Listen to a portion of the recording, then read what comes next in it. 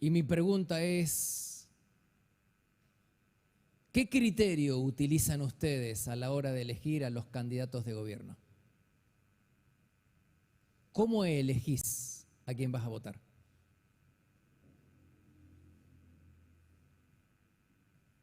Porque hay personas que la hacen fácil. Y ellos votan al candidato del partido preferido, sin importar quién es esa persona.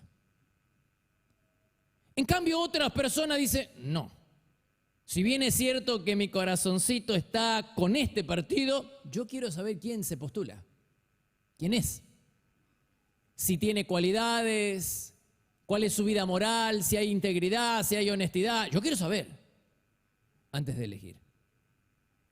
Y existe un tercer grupo de personas que deciden votar y elegir seducido por las promesas electorales del candidato. Este habla hermoso, pastor, y promete mucho. Va mi voto. Es asombroso cómo los politólogos en este tiempo, famosos, pretenden incidir en la población, en la decisión de la población, diciendo que los candidatos, que aquellas personas que se postulan al gobierno deben reunir algunas condiciones esenciales. A su juicio, al juicio de estos politólogos, la persona tiene que ser segura de sí misma. Una persona que se candidatea tiene que ser una persona que confía en sí misma, en sus instintos. Una persona que es sensible a las necesidades de la gente, una persona que es inteligente, otros dicen tiene que tener educación, facultad, y hay quienes dicen que es esencial que sepa hablar, que sea un buen comunicador y que tenga sentido del humor. Y con esto ya podemos gobernar. Pero en medio de toda esta confusión, hermanos, yo me pregunté, ¿qué dice la Biblia?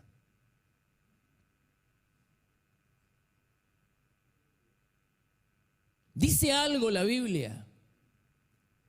¿Hay alguna orientación escritural, pastor, que nos ayude a nosotros, a los cristianos, a elegir bien, a saber cómo elegir? Sí que la hay. La Biblia dice que aquellas personas que se postulen para ser gobierno, que aspiran a ser gobierno, que se candidatean para ser funcionarios, para ejercer una función de gobierno, tienen que reunir dos condiciones esenciales. Dos. ¿Cuáles son? Ya te las digo. Antes de eso, quiero que juntos podamos ver un pasaje donde está todo escrito, está todo dicho. Un pasaje de las Escrituras en el Nuevo Testamento donde se nos da el secreto para tener un buen gobierno.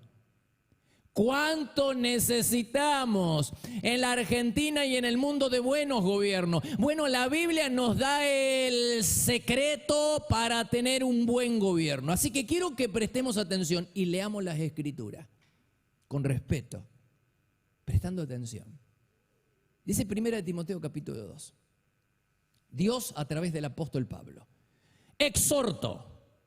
Ya ahí tenemos una palabra, no es, bueno, si quieren, les recomiendo, les sugiero. No, exhorto. Les ordeno que sea a quienes, a los cristianos, porque la carta está destinada a la iglesia. Exhorto a la iglesia, exhorto a los cristianos a que se hagan oraciones. ¿Por quién? Por todos los hombres. Y además la iglesia, los cristianos, tienen que orar por los que gobiernan. Se debe orar por los que gobiernan. ¿Y para qué? Para que podamos gozar de una vida, toma nota, donde sea posible a los cristianos y a todos adorar y respetar a Dios. Esto es bueno y agrada al Señor, quien quiere que todos sean salvos y lleguen a conocer la verdad. Desmenucemos el pasaje. dice el apóstol Pablo, exhorto a que se hagan oraciones. ¿Por quiénes? Por todos los hombres. ¿Para qué? Para que conozcan, para que sean salvos. Pero para que una persona sea salva, necesita conocer el Evangelio, las buenas noticias, lo que estamos haciendo acá y vamos a ir a hacer a la Quiaca. Necesitan conocer las buenas noticias, el Evangelio. Y para que las personas conozcan la buena noticia, alguien se las tiene que llevar, alguien le tiene que predicar la palabra del Señor. Por eso Pablo dice en Romanos capítulo 10, todos los que invocan el nombre del Señor van a ser salvos. Pero, ¿cómo lo van a invocar si no creyeron en Él? ¿Y cómo van a creer en Dios si no oyeron hablar, nadie les habló? ¿Y cómo van a oír si no hay quien les anuncie, sin quien les predique el Evangelio? Por eso, la razón por la que una persona o la sociedad pueda no recibir el Evangelio es doble. El Evangelio puede que las personas, las buenas noticias, puede que las personas no la reciban, no la escuchen por dos motivos. Número uno, la iglesia no predica, no cumple con su rol evangelístico y misionero, o quiere hacerlo, pero el Estado, el gobierno, se lo prohíbe. Le pone piedras en la rueda. Son los dos motivos por el cual una persona, una sociedad podría no recibir el mensaje de salvación. El primer motivo es porque aquel que tiene el mensaje, que es la iglesia, no lo predica. Y el segundo motivo es quiere predicarlo, pero alguien se lo impide. Son los dos únicos motivos por los que las personas podrían no recibir el mensaje. Y la culpa es compartida. ¿Por qué es compartida? Es decir, la culpa de que Cristo no sea conocido es compartida. ¿Compartida por quién? Parte de la culpa la tenemos nosotros, la iglesia, los cristianos, que no predicamos. Sentimos una vergüenza y no predicamos el Evangelio. Nos lo guardamos. Entonces las personas, ¿cuántos creyentes que nunca compartieron su fe ni con las personas con las que trabajan? No es una vergüenza, hermano, haber creído en Cristo. No es una vergüenza ser cristiano. No te avergüences de ser cristiano. Porque fue Cristo quien te liberó. Porque fue Cristo quien te compró. Porque fue Cristo quien te adoptó en su familia. Porque fue Cristo quien te libró de la condenación eterna. Porque fue Cristo quien te libró de la esclavitud del pecado. Porque fue Cristo quien te libró de la esclavitud de Satanás. No te avergüences. No te avergüences de decir que eres cristiano y que has puesto toda tu confianza en el Señor. Así que la primera razón por la que el Evangelio puede no ser predicado, no ser anunciado, es porque la iglesia no está cumpliendo. Está un poco haragana, perezosa. Y hablo de la iglesia en general, en todo el mundo, ¿no? Un poco haragana, perezosa. Y entonces no está haciendo atalaya en medio de este mundo oscuro. Pero también es cierto, o la otra parte de la culpa, es que hay cada vez más restricciones a la hora de predicar la palabra. La iglesia ya no cuenta con la libertad absoluta para predicar la palabra del Señor. ¿En el colegio? No, en el colegio no se puede hablar de Dios. ¿En la facultad? No, en la facultad no se puede hablar de Dios. ¿Y en los espacios públicos? No, ahí no se puede hablar de Dios. Y inclusive pagando un espacio televisivo, a veces con frecuencia el mensaje no se nos permite, es decir, está retaseado, no nos permiten dar todo el mensaje.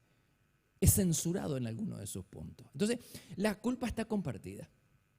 Sin embargo, hermanos, a menos que las personas conozcan toda la verdad, no van a poder disfrutar de todas las bendiciones que el Señor compró para ellas en la cruz. El Evangelio tiene que ser predicado y el Evangelio tiene que ser aceptado en su totalidad para que las personas puedan ser salvas. ¿Te das cuenta? Dios espera que todos sean salvos. Y para que todos sean salvos, necesitan escuchar primero la palabra de Dios. Por eso Dios espera que los creyentes prediquen la palabra. Y ahí entra a jugar un rol fundamental el gobierno. Porque el buen gobierno, según 1 de Timoteo 2, es aquel que facilita la misión de la iglesia, proporcionando un clima donde los creyentes puedan adorar a Dios y donde la iglesia pueda compartir su fe y anunciar el evangelio sin obstáculos, sin impedimento, y pueda hacerlo públicamente sin que nadie le ponga piedras. Ese es el buen gobierno, el que te permite hacer eso. El que nos permite cumplir con la misión que Dios nos dio. Pero el mal gobierno es aquel que no lo permite.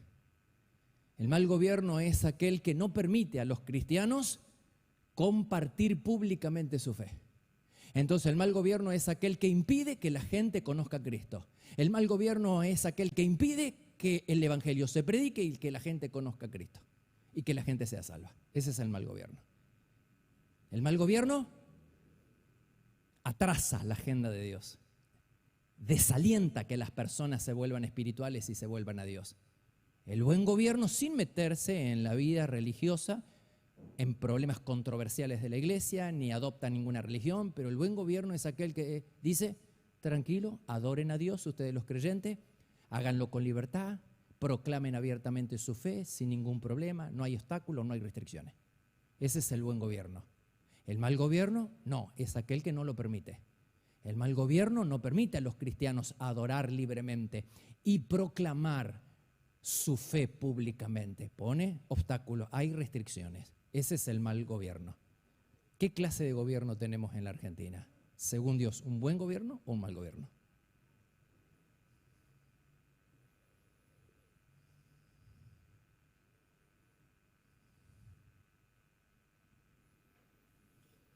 Entonces, Dios nos exhorta a todos los creyentes, no al pastor, a todos los creyentes a orar por todos los hombres para que sean salvos. Pero además nos exhorta a orar por el gobierno. 1 Timoteo 2:2. Por los que gobiernan. ¿Pero quién ora por él, por el gobierno?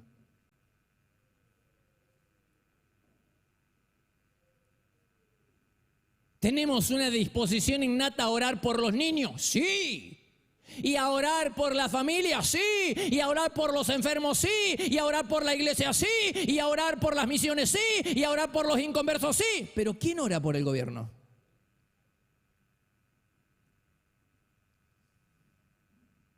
Pero la Biblia dice: los exhorto a hacer oraciones por todos los hombres y por los que gobiernan. Quiere decir que lisa y llanamente estamos desobedeciendo un mandato bíblico de orar por el gobierno para que tengamos un buen gobierno. ¿Y por qué nos cuesta tanto orar por el gobierno? ¿Será porque estamos resignados? Y sí, hay personas que ya no tienen esperanza, ya las perdieron. Especialmente aquellas que tienen algunos añitos y que han visto pasar muchos gobiernos y han escuchado muchas promesas que nunca se cumplieron.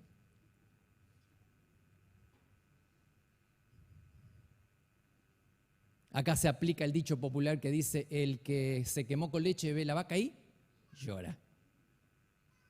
Ya es lógico, después de todo lo que se dijo y se hizo, es lógico que la gente que muchas personas ya descrean de todo.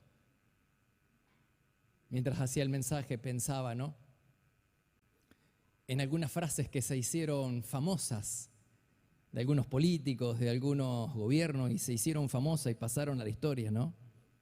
Y anoté algunas. Dice: con nosotros pobreza cero, desocupación cero y corrupción cero. El otro dijo: tenemos que dejar de robar por 2 años. Lástima que nadie siguió el consejo de Luisito, ¿no? El otro dijo: felices Pascua, la casa está en orden. Y al rato se incendió todo. Otro dijo: síganme, no los voy a...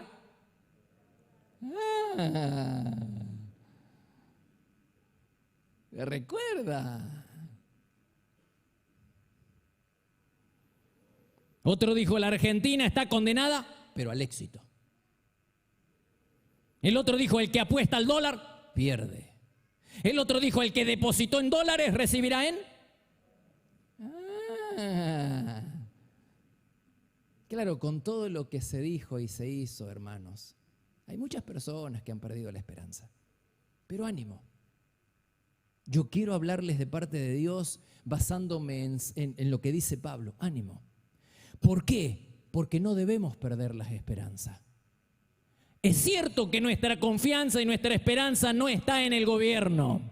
Por eso yo los animo a no perder la esperanza y a volver a creer en el Señor, que nuestra confianza esté siempre en Dios y nosotros vamos a hacer lo que Dios nos pide, vamos a orar. ¿Para qué? Porque esa es la voluntad de Dios. La voluntad de Dios es que tengamos un gobierno, que tengamos un buen gobierno, que permita a los creyentes adorar a Dios y que permita a la iglesia cumplir con su rol evangelístico y misionero para que la palabra de Dios sea predicada y para que la gente tenga la oportunidad de conocer a Dios. Aleluya, aleluya. No vamos a perder la esperanza.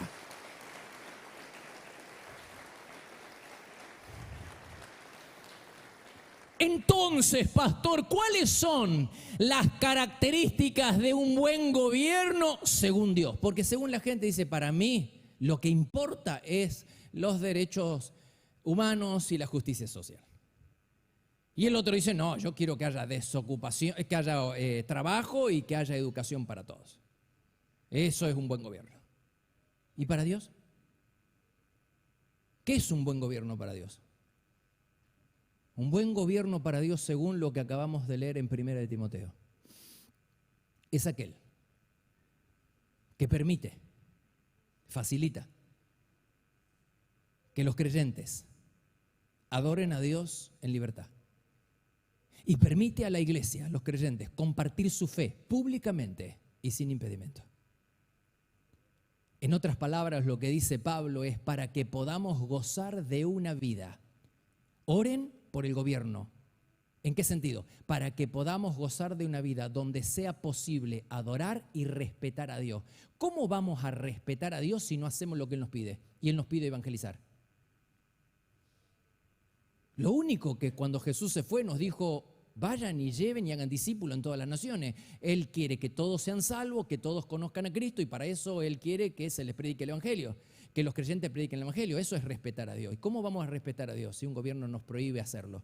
Por eso el buen gobierno es aquel, tenemos que orar por un gobierno que nos permita gozar de una vida donde sea posible adorar y respetar a Dios. En otras palabras, donde los creyentes puedan adorar libremente al Señor y donde puedan proclamar, anunciar, predicar, compartir públicamente su fe sin impedimento.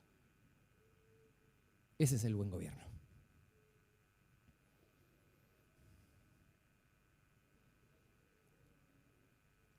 Advierte lo que el apóstol Pablo dice a continuación en 1 de Timoteo 2:3.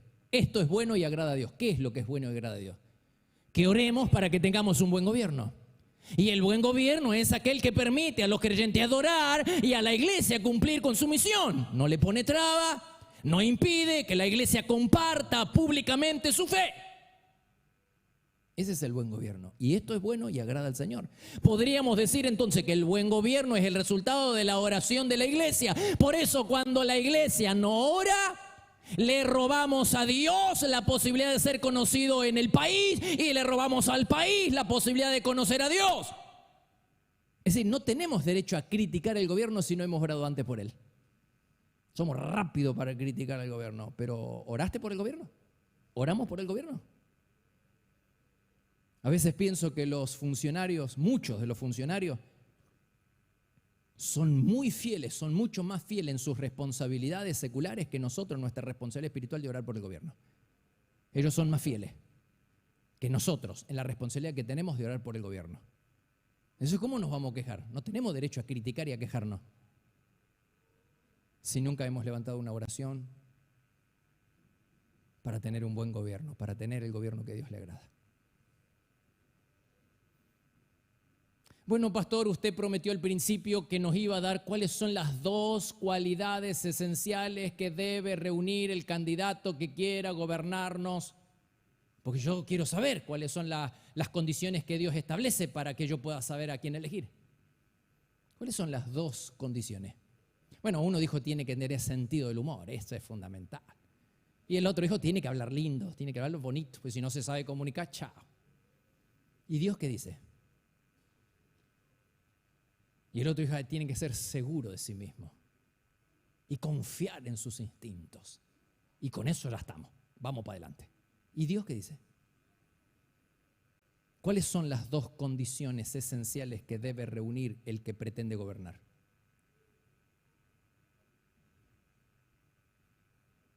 Dice 2 de Samuel capítulo 23, versículo 3. El que gobierna entre los hombres debe ser, primera característica, debe ser ¿cómo? Gobernando, segunda característica, en el temor de. Las dos condiciones, requisitos, son morales, son requisitos morales. Los dos requisitos que Dios exige, que establece para aquellos que pretendan gobernar, que sean justos, gobiernen con justicia y que gobiernen en el temor de Dios. Y Dios promete bendecir. ¿Cómo? Que Dios promete bendecir al gobierno cuyos funcionarios reúnan estos dos requisitos, sean justos y temerosos de Dios. ¿De dónde lo saca, pastor? No, está ahí en la Biblia, en el versículo siguiente. Dice, será como la luz, que está juzgando con justicia y en el temor de Dios, será como la luz de la mañana cuando se levanta el sol, de una mañana sin nubes, cuando por el brillo tras la lluvia crece la hierba de la tierra. ¿Qué te está queriendo decir? Que va a ser bendecido. Es decir, Dios promete bendecir al gobierno cuyos funcionarios reúnan estos dos requisitos morales, sean justos y temerosos de Dios.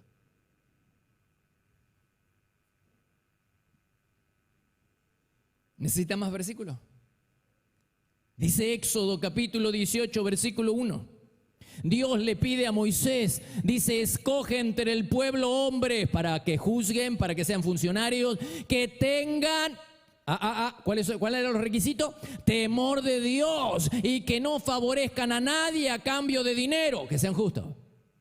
Dice Deuteronomio 16, 18, nombra funcionarios en todas las ciudades, ellos tendrán que juzgar al pueblo con justicia. Salmo 72, oh Dios, concede al rey tu amor por la justicia, ayúdale a juzgar correctamente a tu pueblo. El rey Josafat le recordó, este era un hombre de Dios tremendo. Le recordó a sus funcionarios de gobierno cuáles eran sus responsabilidades y les dijo, ustedes teman al Señor y juzguen con integridad, porque Dios no tolera que se tuerza la justicia, ni que se muestre parcialidad, ni que se acepte el soborno. ¿Cuáles son los dos requisitos que deben reunir aquellas personas que pretenden gobernar? Justos y temerosos de Dios. Y Dios promete bendecir al gobierno, cuyos funcionarios reúnan estos dos requisitos. Sí. ¿No te parece que nosotros los creyentes tendríamos que adoptar el modelo escritural y exigir de aquellos que pretenden gobernarnos las mismas condiciones que exige Dios? Porque si lo hacemos nos va a ir mejor, porque como Dios bendice al gobierno cuyos funcionarios reúnen estos dos requisitos, nos va a ir mejor.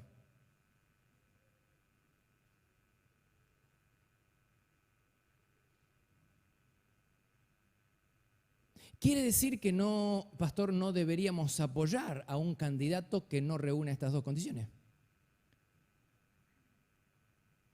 No deberíamos apoyar con nuestro voto a un candidato que no sea justo y que no gobierne en el temor del Señor. Si es que nosotros queremos alinearnos con el modelo escritural y exigir solamente lo que exige Dios. Nada diferente.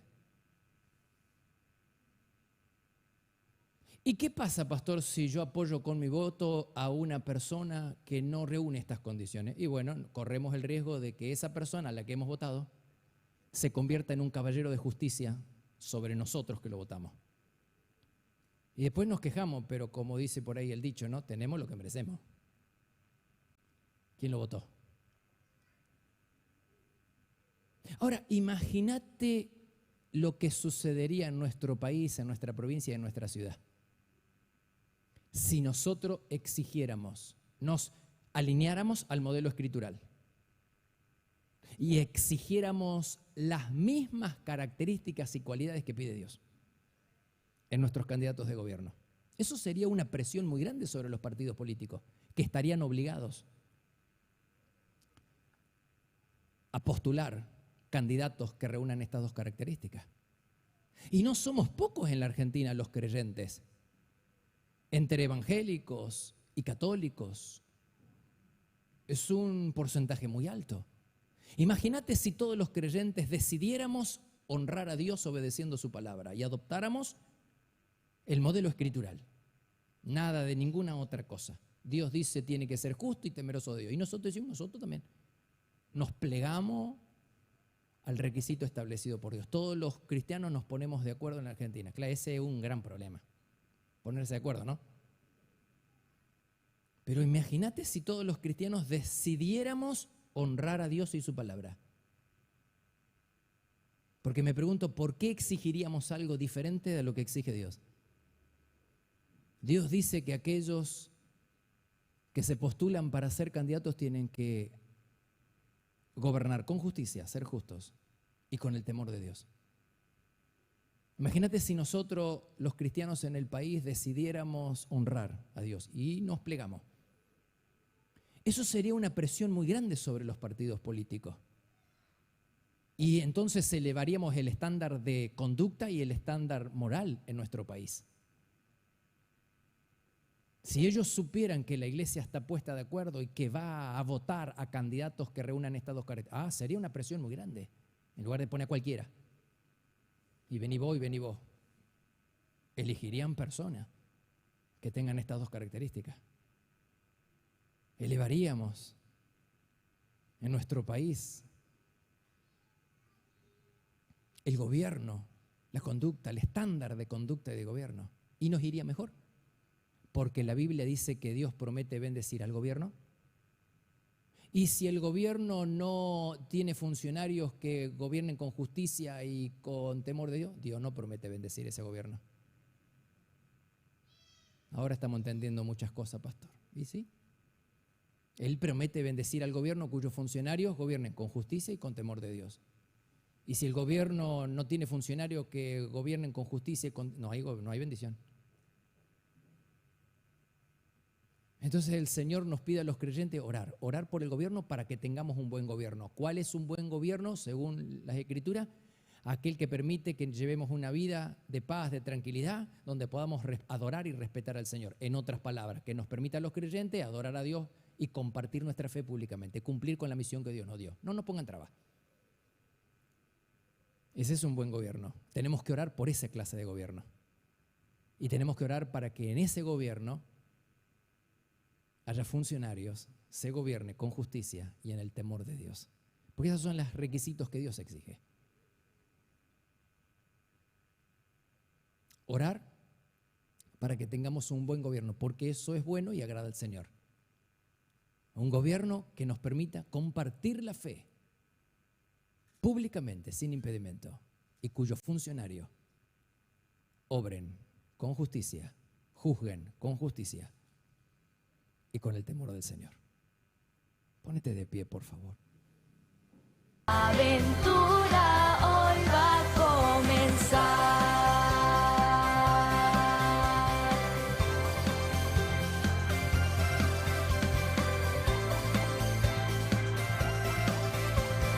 La aventura hoy va a comenzar.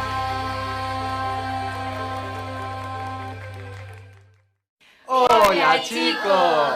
Bienvenidos a este tiempo nuevo, ¿sí? Vamos a prepararnos para aprender algo nuevo hoy, ¿sí? Y adorar a Jesús. Pero lo primero que vamos a hacer es invitar al Espíritu Santo. Así que ahí donde estás, te invito a que cierres tus ojos y oramos.